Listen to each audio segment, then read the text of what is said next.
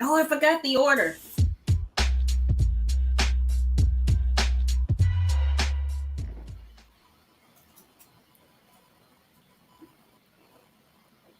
Hey, everybody. It's your girl, PJamma, with PJammaLyfe. Well, that way. Hey, it's been a while. But hey, we're glad to have you. And we have our buddy Tim Windsor starting off with us early. Hey, Tim Windsor. And today we have some really interesting choices today. We have Moon Knight, the finale. If some of you, like me, binged it, you got to see the whole thing at once, as well as the new its entry into the Star Trek universe, Star Trek Strange New Worlds, and the movie on Prime, the spy thriller All the Old Knives. So why don't we say hi to everybody and then we'll get started. So let's say hi to our buddy, all things Star Wars, an intergalactic friend. David, say hey to the people. Hello, everybody. Happy Derby Day across the nation to all of you. Hope you had a rich strike, the 80-1 shot that came in. Oh, wow. Huge, spectacular day. Hope everybody is set and ready to talk about some wonderful shows. And we're saying goodbye to one. Some of us are kind of glad to say good night. And Pat, who might have words to say about everything in the Marvel universe. Say hey to the people, Patrick. Hey, everybody. Yes, Moon Knight is now done. We moved on to the next thing. So went and saw Doctor Strange. Won't talk about it, but so good. But yes, so much Let me to hurry talk up about. and move on before he spoils it for everybody. I didn't say it's good. I would say it's good. I could say it's bad. It wouldn't spoil anything either way. So move on. Talk to Pam. Yeah. So why don't we get started with the thing everyone's talking about, Moon Knight.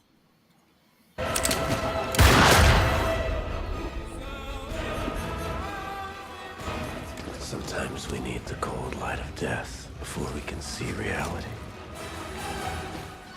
Someone is trying to release Amit. Why? Harrow.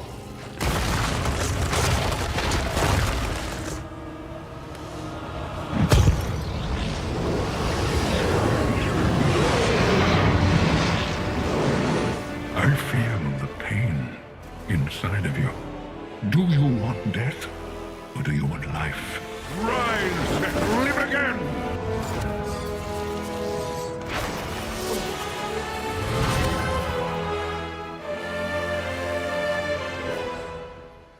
All right. Here we go.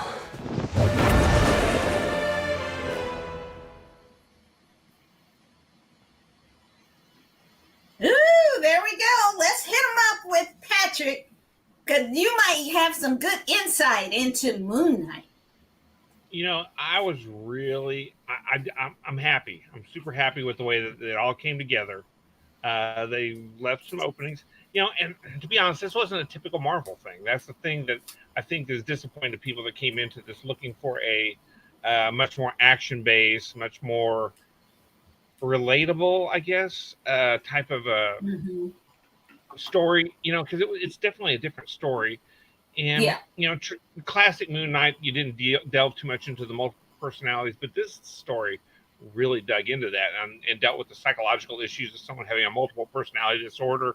But this last episode should have checked a lot of the boxes for people that were waiting for the action, waiting for the big Marvel moments, that you were looking for before.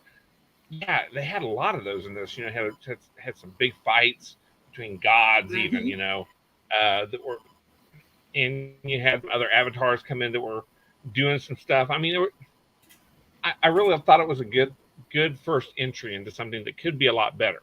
Oscar Isaac, this was kind of a Oscar Isaac vehicle. He got to show off his acting chops. I mean, you get a guy like that who's, he's got a lot of opportunities for him to commit to doing a, 6 episode series you got to give him something that he's going to want, which in this case was a chance to show what a good actor he is, and he was great. I mean, he was able to. You could easily tell which one of the two incarnations was in control at any given moment. In addition to the super cool Moon Knight armor versus Moon Knight, I've got a suit type of thing, which is pretty cool. Savile Row suit. Yes, but it was a real neat look, and I liked it more than I thought I would, and I was glad to see that they wrapped it up well. I mean, there were some episodes where it was kind of hard to keep someone who's not a hardcore fan, and I'm not even a hardcore fan of Moon Knight. Moon Knight is one of those things that I was aware of that I did not read deeply, like maybe the X-Men or Thor or Spider-Man, but decent. It was decent. It was a good introduction. It was to a little-known character where they could have done a lot of things with, because not a lot of people knew Moon Knight. He was an Avenger. He's an Avenger, so there you go. But I liked it. I was happy. Okay, and David, we're gonna sandwich this one. David, talk about what you didn't like, because I know you did like it. I didn't. I thought the coolest thing for me in the whole thing was the scene just before we cut back for us to talk, when he went up into the air and then his silhouette with his cape kind of covered part of the moon. That was great. I'm sure that was part of that just screams a wonderful comic drawing. It was totally an image for the comic. That was beautifully done. I wanted to like this. I wanted to get into it. I've so enjoyed all of the Marvel shows, and I just couldn't. I'll give Poe Dameron credit for multi characters and everything. I mean, and then all of a sudden, the most interesting thing for me, the whole thing, was the young woman turning into a superhero. And I'm like, wait a minute. We've gone through how many episodes? She would have made a really cool heroine here. I would have enjoyed that a lot more. Everybody in comic book Mossad, though, had to stand up when the person said, "Are you an Egyptian superhero?" And she said, "I am." Because Mossad saying, "Uh-oh, we're not liking this." Israeli intelligence going to have to, a little concerned. I just couldn't get into it. The hippo, the crocodile. I mean, was that Loki? I wanted, oh man, maybe this is Loki from the last show. Oh my God. It's such a Loki thing to do. It's a little bit south of Loki, a little bit further south than Loki would be. The Nile Valley, further down from the north area up there, but whatever. Alligator Loki. All right, it was Gator. All right, well, I know that was a crocodile. So, all right, but anyway, yeah, I'm just glad we're done. I'm glad we are done with this one. Oh, man. Well, I think it's challenging because it doesn't fit into any traditional narrative from any superhero movie. And so for me, it was confusing because in most of these superhero things, there's a narrative thread that you can follow. But this one is just all over the place. Yeah. And so you end up not knowing what's real, what's not real, what's reality, what's in his mind, but not really. So I'm still confused. I'm like Oscar. Whoa, what? I'm confused too. It wasn't that bad. And I think that's the point of it too, is that it's supposed to be unsettling because he's unsettled in his mind. But I think that it was good to see an Egyptian superhero. That was super cool. But here's what I thought. Was that girl Miss Marvel? No. Okay. Well, I thought maybe cool Isis, too. And I'm from the Saturday. I suspect she was the incarnation of Isis. Who's an Egyptian god, just I was kind of right, David. And that show was my show back in the day. Yeah, he was the incarnation of Khonshu. She was the incarnation of Isis. Right. So, so that was kind of like, well, there has been, but of course it wasn't played by anybody Egyptian the way this one was. But I thought that the strength of the show was Oscar Isaac and Ethan Hawke. Their acting was really good. Yeah. I'm so confused though. Ethan Hawke was a patient at the hospital and then got shot in real life, but he was Harold because he had the bloody footprint, so he really was doing that. I'm confused. That part I was kind of mad about because Bobby's in the shower. That's all I can say. Bobby's in the shower. Bobby's in the Dallas shower. is a redo. That's all it is.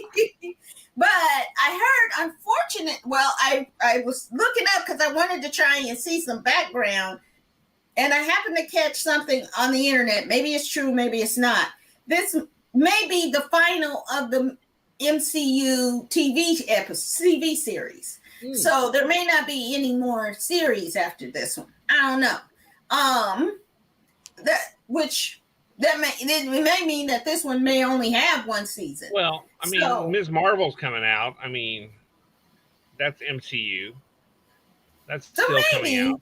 Maybe they meant just this one. There may not be any more of this one. Maybe not any more of this one, perhaps. But there's still stuff in the can coming out. Yeah, maybe. So we'll see, kind of where this will fit.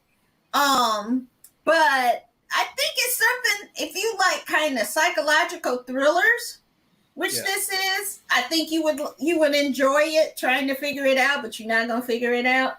And someone said, and I thought that was interesting too, it was cool to see the humans fighting and the kaiju fighting, when they were on the building and then they were on the ground. That was pretty cool. So hopefully, we'll get more explanation in another season, because that end credit, oh boy, we finally got the answer, which was better than Mephisto in the Scarlet Witch, which never appeared. Got the answer. Yet. Mephisto has not appeared yet. I don't know. We'll see. I've seen things you haven't seen. That's all I have to say. Okay, maybe, but until I see it, I don't know if it's there. So, but definitely do the binge. I think it'll make more sense as a binge. Works better probably as a binge. It probably does. It's a binge episode. So you might want to binge Oscar Isaac, Ethan Hawke, and Moon Knight. So check it out. I think it's a mixed review from us, but check it out. We'll see. Okay, so next up we have the newest entry into the Star Wars universe, Star Trek. Sorry, too many stars. Let me make sure I get that right. I am a Trekkie, and I just made the worst kind of error. I don't even know you. I can't talk to you. I can't even look at you. Sorry. Star Trek episode, Strange New Worlds, about Christopher Pike's big adventures. So let's take a look.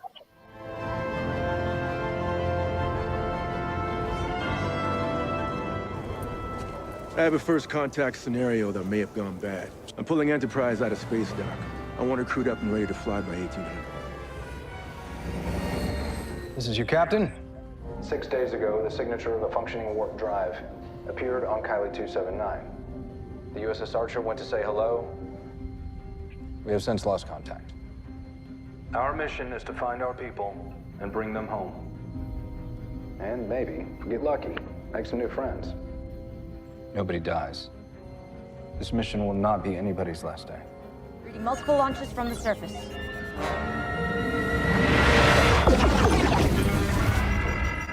Fascinating. I'm all ears.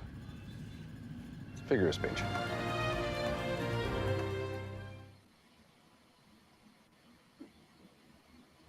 Okay, David, we'll let you go first.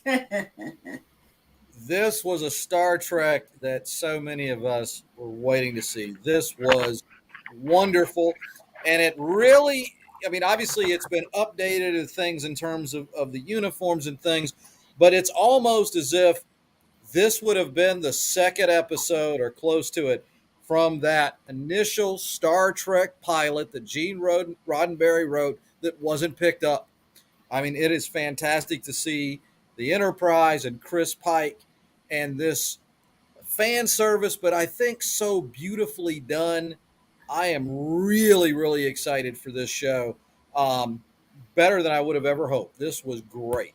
Couple things maybe that I'd tweak, but this was a fantastic show for me. Okay, I'm gonna hop in here because I'm not feeling it. Really? Oh wow! Really? I am a super fan. I'm a super Trekkie. Okay, I've read books. I've watched all the movies. Some of them super terrible. I watched TV show after TV show. I don't like it so far. This is why. Okay. I'm not sure because they modernized it. And so why you got a new 2022 ship when it's 10 years before the 1964 ship?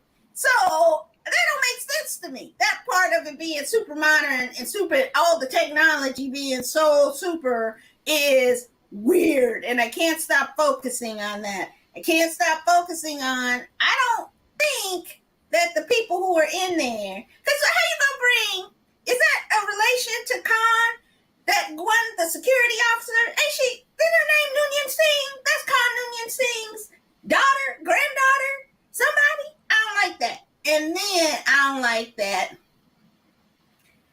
Uhura was on the early Enterprise? I thought Uhura came from another ship. So some of the stuff they're messing with to me doesn't seem canon. And I don't like it. So I like the guy, Anson Mount, who is playing Christopher Pike.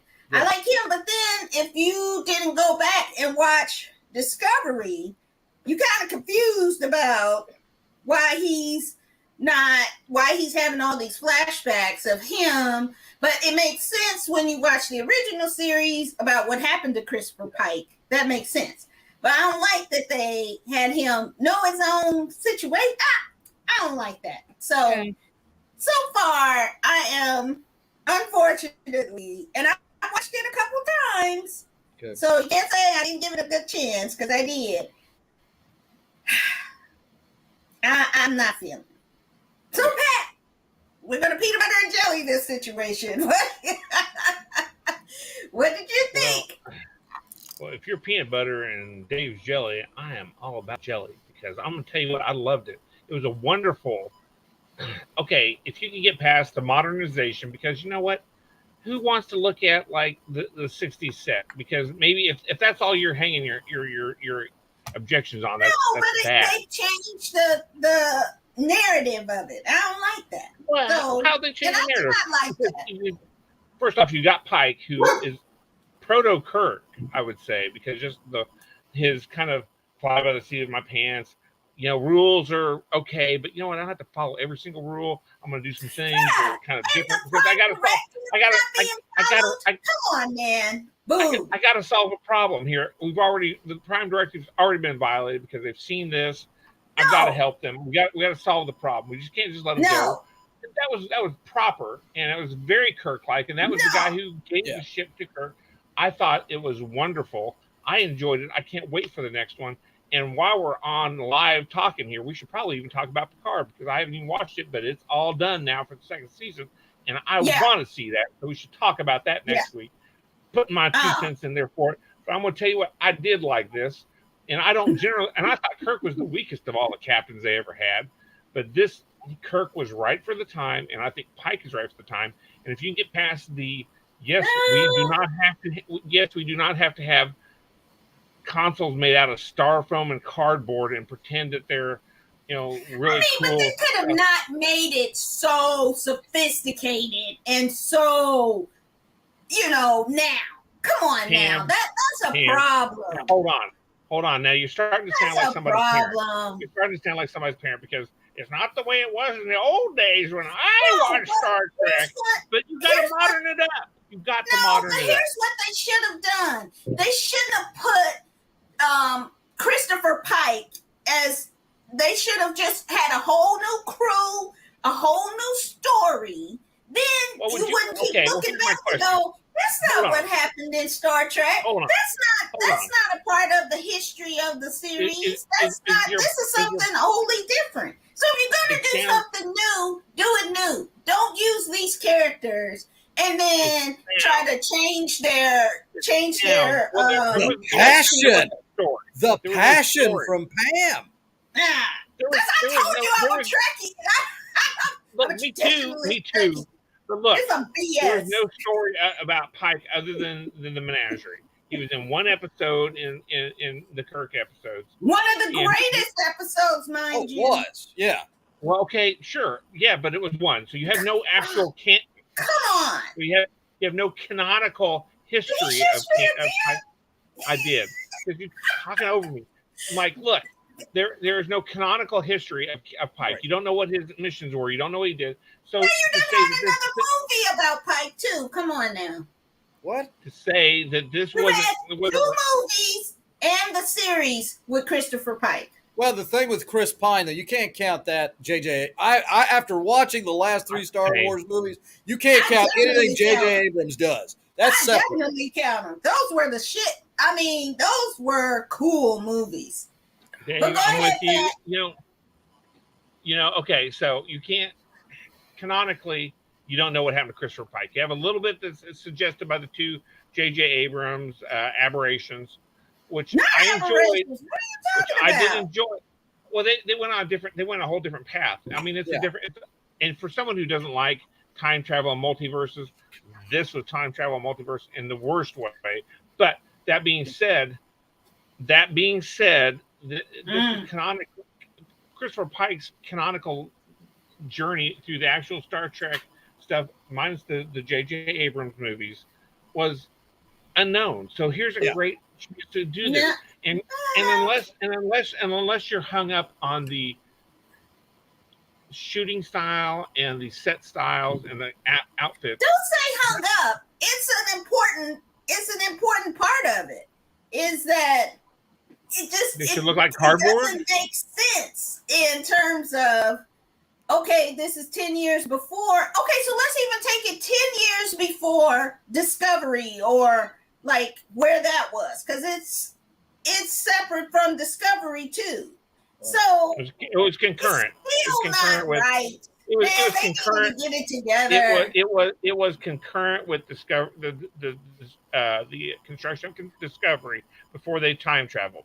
So because they were part of the Federation during that whole time, it was a prototype ship with the Spore drive. So for them to have such a fancy, spectacularly cool Apple Store type of starship, and then to come through and say, "Oh well, because the old Star Trek, the Enterprise looked like something that was made wrong with that 60s. One too. Let's be clear on that too. Right. That we all agree with that. I think maybe we all agree that Discovery is really good, but it was a future show. It finally found where it should be, which is in the future. Right. Oh, totally. But yeah, I mean now to say that, but to hang the majority of your dislike on the fact that it didn't feel good because it wasn't. That's not the majority of my dislike. What's your dislike then? What's your main gripe? But I didn't care for the story and the timeline of the story. I thought that his actions on that planet were completely wrong. What they did, and no wonder there's such an insistence on the Prime Directive when you got people giving them weapons and you got people exposing the what happened, and he was all out of pocket. It was just like, this dude is not following Star Trek lore at all, and I didn't like that, because Star Trek was about building relationships and building this environment of equality, and I didn't like how he did that. So except the Nazi planet, they violated the Prime Directive when they created the Nazi planet. Don't forget the 1930s Chicago planet also. Thank you. A piece of the action, baby. Piece of the action. Because I'm like, I mean, I'm a Star Trek nerd too. Don't worry, but I get it. But the Prime Directive had already been violated through no fault of anybody in that history. Hey, we already fucked up, so let's keep fucking up. I mean, if the tiger's out of the cage, what are you gonna do? You're just gonna let the tiger run around and kill everybody else, or are you gonna try to lure the tiger back into the cage? No, he was trying to lure the tiger back into the cage rather than just letting things take their own natural course. He had because he knew that someone had opened the cage and let the tiger out. So now we got to figure out how we going to solve this problem that we created through our own fault. See, because someone didn't do the prime directive. So now they had This to is come one they just needed to say was a multiverse. It's a whole different situation from the original, and this is something new and modern. And just look at it like that. I could have ran with it if that was the case. I just can't run with it being a part of the same timeline as the original Star Trek show. I just. But see, the thing is, though, at the end of the day, all of it comes back to how people are impacted by television. What did Christopher Pike do before he got on the Enterprise? He watched The Day the Earth Stood Still. He saw that Nick Ducliato Barata, Nice. and he was like, "Oh, I'm just gonna do that. I'm just gonna pull that." That worked in that movie. It got Aunt B was in that movie. So I mean, yeah. I liked it. I think I'd like to see. I'm curious to see what they're going to do with some of the other cast. But I'm all in. This is far and away the most enjoyable Star Trek I've seen. It was delightful. It was delightful. Well, I'm going to watch because I'm a Trekkie. I'll probably watch it. I probably won't be every weeker like the other shows I was anticipating and excited every week. This one I'm going to choke down like Metamucil or something. And hey, that stuff will save your life, man. Let me tell you what. I'm just saying. It's pretty healthy stuff. And the only reason I'm really kind of watching it is for that fine ass Ethan Peck and watch him as Spock. And so that's what I'm gonna focus on. And because what's next? Tribble's gonna jump up and talk to people. I mean, you changing everything else. Tribble should just go, "Hi, I'm a Tribble. I love you all. Please be nice to me." I mean, come on, boo. It's a boo from me, but it's a yay from the other two. So it's a mixed review. Do that voice. 1/3 win and 1/3 loss. Okay, whatever. Do the voice again. Do the voice again. Oh, dude, I can totally see that. I can see that talking to Worf. Oh, we're going to have a blast with that. All right. So now from that foolishness to all the old knives with our Star Trek director, Captain Chris Pine, and Thandiwe Newton as two old spies coming back again. Let's take a peek. Expected in the next 72 hours, an airline-related event on a flight heading to Austria or Germany. Departure port uncertain. Damascus, Beirut, Istanbul possibilities. Everybody come! Children, now is the time we send our message.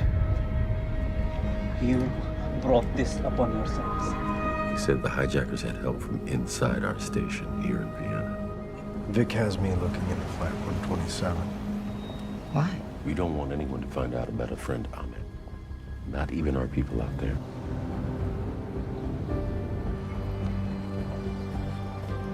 Thought I should call you. If we don't get on that plane in the next 20 hours, it's gonna be a bloodbath. There was an anomaly. They will never accept anything less than their demands.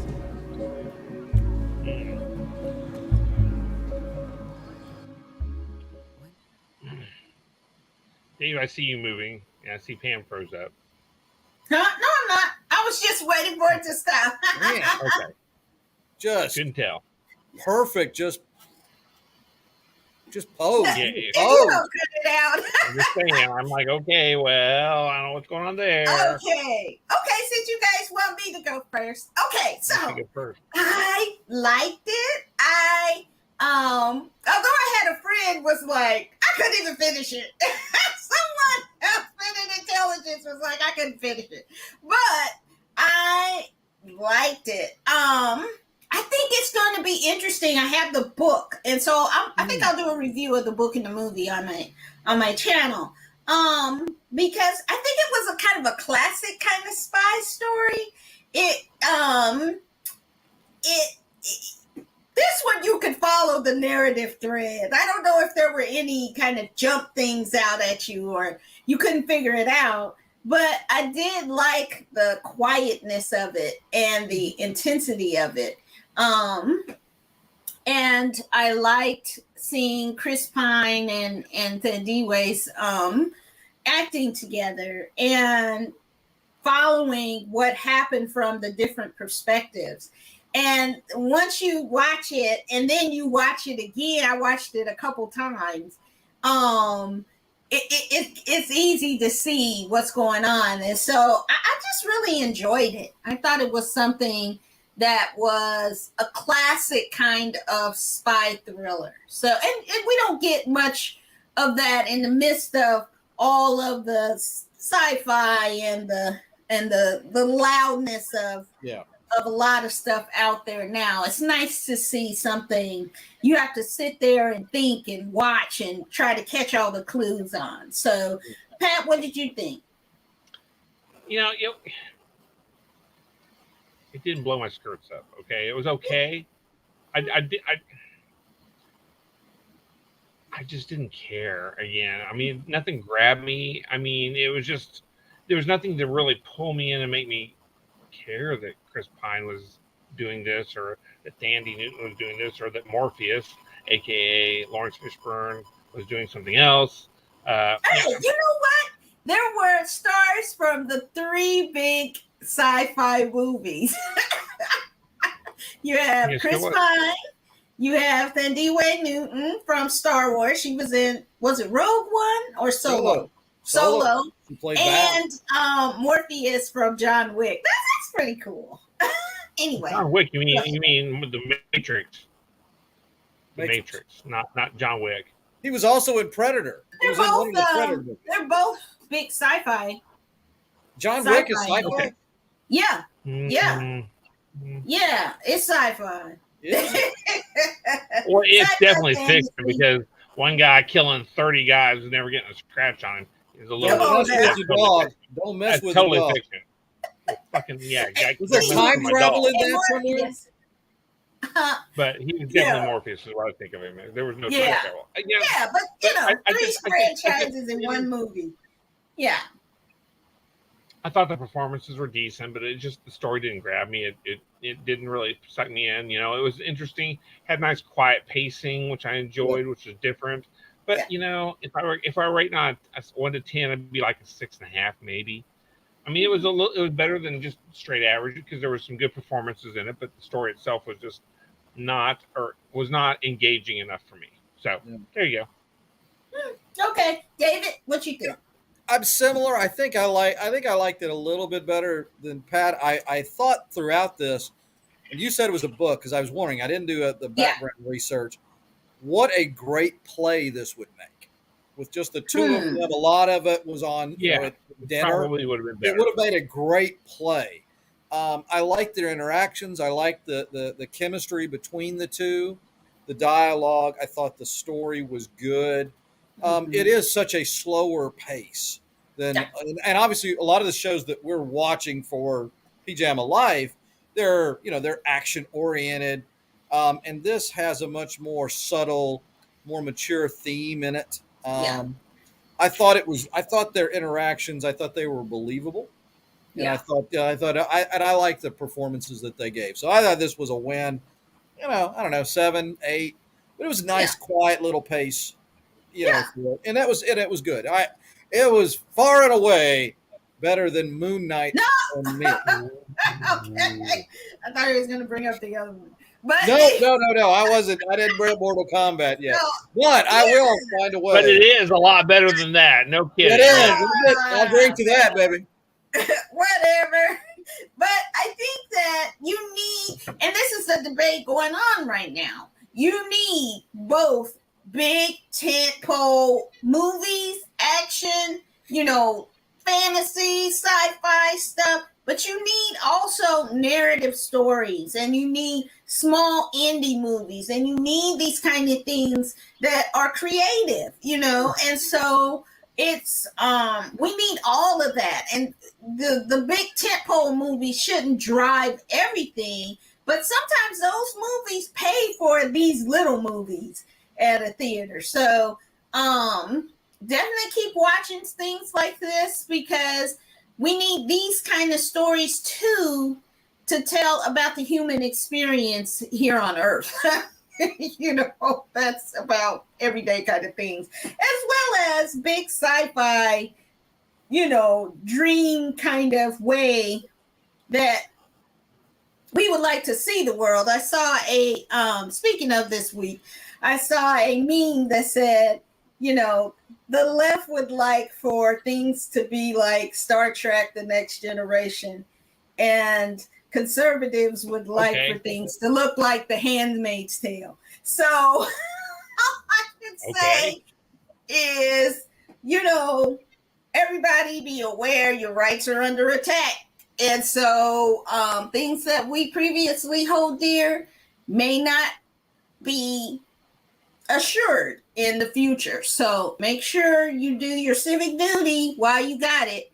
Get out and vote in your state and local elections, as well as the larger elections. So you guys have any final words for us?